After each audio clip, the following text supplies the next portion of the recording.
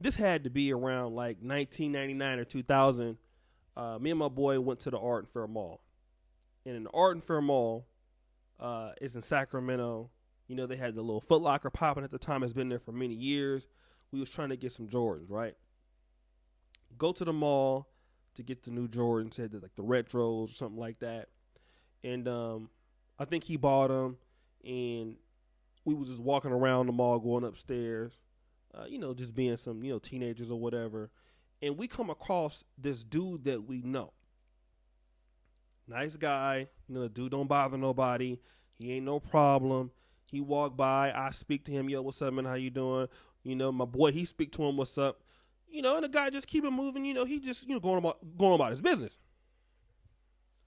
When the guy passes my boy, he tapped me on the shoulder like this.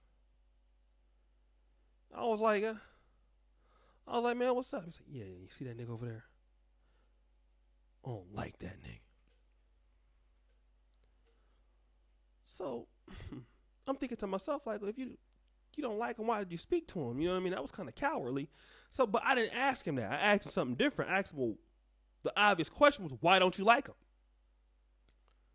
My boy gonna say, I don't know. I just don't like that nigga. Can't stand him. Ain't never liked him. So I'm taking this all in. This is some real hater raising that's going on right now in these streets. And at the time, I was too young and too immature about life to understand one concept, right? And that is, people are so petty that they cannot like you even if you haven't done nothing to them or bothered them before, okay? This is just how petty people can be. They ain't done nothing to you. I also have come to the realization that no matter what my other partner that, the one that said he didn't like him and the guy that he didn't like for no reason, assuming they had a project or something they were trying to collaborate on, it may never come to fruition for the petty fact that my boy just didn't like it and would probably do little stuff to stall out a project or to beat him out of something for the fact that he don't like him. Don't know what the reason is. He could be jealous of the dude. The dude could have more women than him. The dude could have more money than him. For whatever reason, he don't like it. He just ain't telling me what it is. Now, I want to just pause that part right there and let's come back to the black community. We are a group of people that thrives on focusing on how we can't work together. Man, we can't never work it out. Man, we got all kind of drama. Man, we always falling out with each other. Man, why we can't never get it together. We even have a big idea globally called Pan-Africanism, in which Africa must unite. Africa must work together. The diaspora and Africa must come together as one. And as foolish as some of these things may sound, I'm going to talk about how foolish it could be in certain aspects to some people. You are not going to be able to work with everybody. All right? And that's the foolish thing about it, is black people expect that all of us are going to be able to work together when nobody in the history of the world does that. Not white people, not Asian people, but when we fall out, we always want to be able to, that's why we can't do this. That's why we can't do that. Instead of just saying, you can't work with everybody, and that's fine. See, that's the logical explanation. You cannot work with everybody.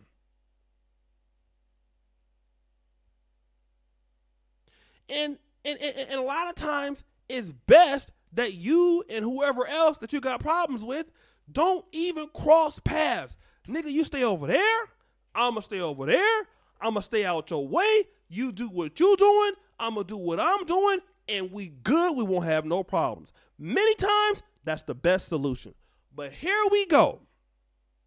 As black people, always trying to force a merger between parties who can't get along just for the fact or for the sake of getting along, right? And see, we put emphasis on it, bad emphasis, when black people fall out.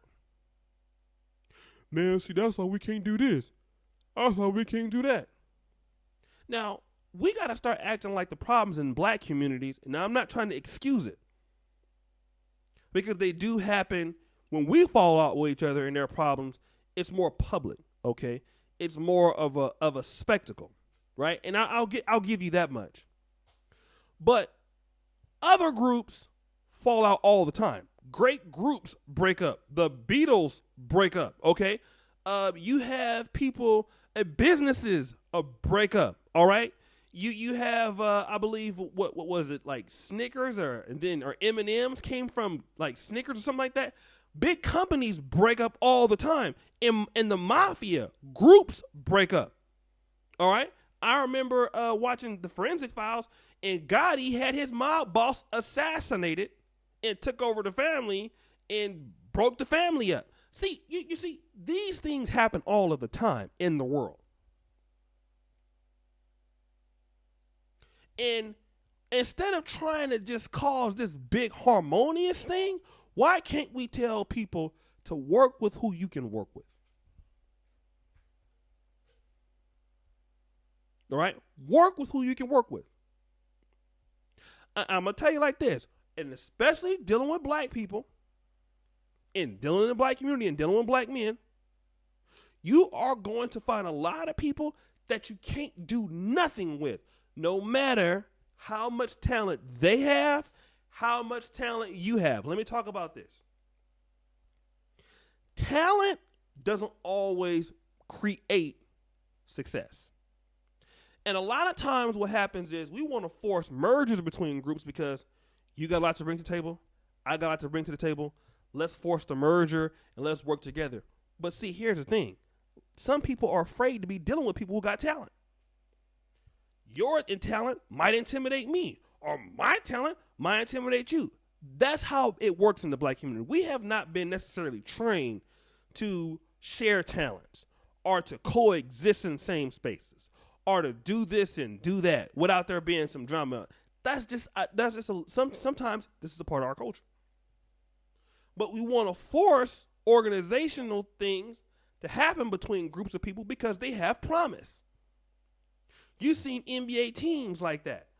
You know, for example, in this year, now the Golden State Warriors had some injuries. This might not be the best example, but you had Durant, you had Iguodala, you had Clay, you had Steph, you had DeMarcus, you had Draymond. Now, we could argue and say if they had everybody healthy, they would have won. But here's the thing. You had the Toronto Raptors who didn't have but one superstar. Just one. And not as much talent. But you can get further with people that you can work with. See, that's the thing.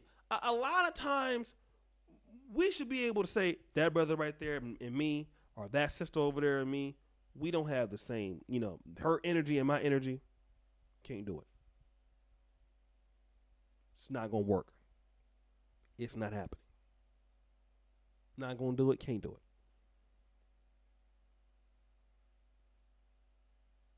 That don't mean that the black community can't grow. That don't mean that black folks can work together. Peter and Paul didn't like each other in the Bible. Malcolm and Martin Luther King. Du Bois and Booker T. Washington. You stay over there, I stay over here. And if we focus on who we can get along with, who we can work with, we will be so much better instead of focusing on who we can't work with. Or, oh man, you see this why we can't do this, and this why we can't do that. Get around the people that you can move with. You don't need everybody to move. You don't all the time need 10,000 people to move.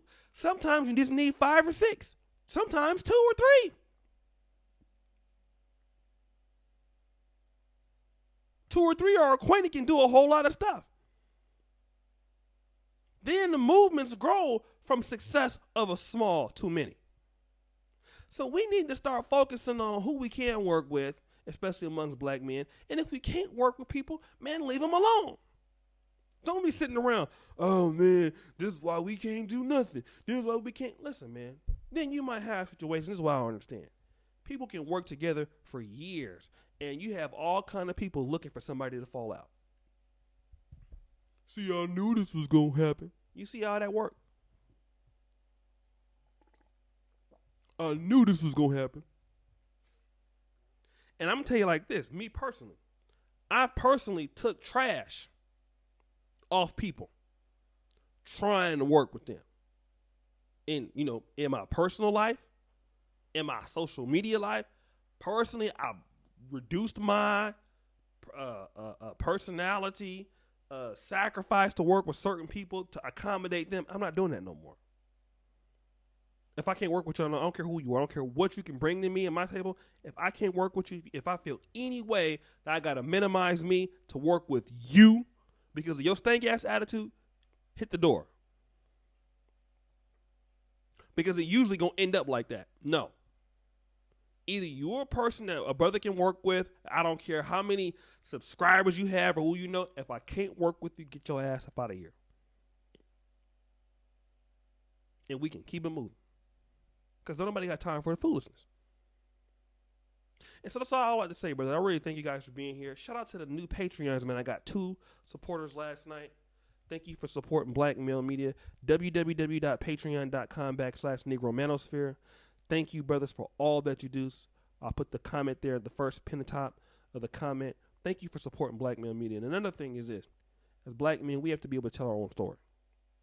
It got to come from us, and we have to be able to spread the things that we are trying to do as brothers. So I definitely appreciate everything that you brothers are doing. And again, like the video, subscribe to the channel. And as you know, the buffoonery remains at an all-time high. What do you think? Okay, hi. What do you think about this, brothers? Comment, subscribe, let me know. Peace.